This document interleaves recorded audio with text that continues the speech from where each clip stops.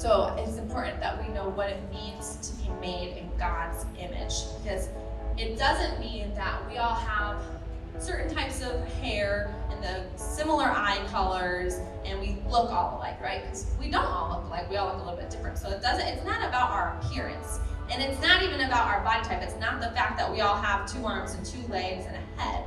That's not what it means to be made in God's image. When we're talking about being made in God's image, we're not talking about looks or appearances, we're actually talking about character. And so what it means to be made in God's image is that we want to reflect God's character. God has a lot of really awesome things about his character. God is good, God is kind, God is loving, God is faithful, God is trustworthy. He's also just and righteous and holy. All of these things, God created us to reflect them, to image them. So when we're made in the image of God, we want to reflect God's character. So there's a famous pastor, his name is John Piper, and when he was asked what it means to be made in the image of God, he said it's kind of like a mirror.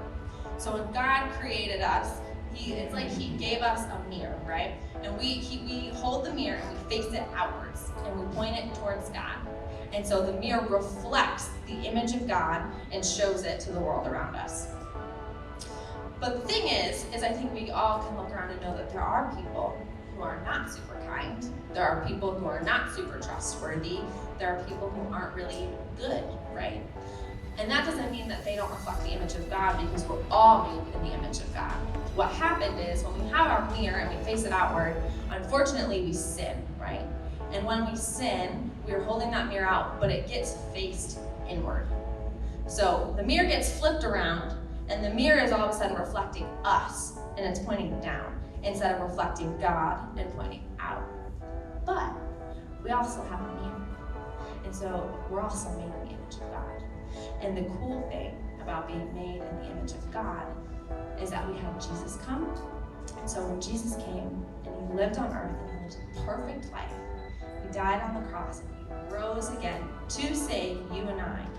What he did, in essence, is he turned the mirror that was facing us because of sin and turned it back around. So now all of a sudden, if you are a believer in Jesus, you have the ability and the opportunity to reflect God's good character out into the world once again.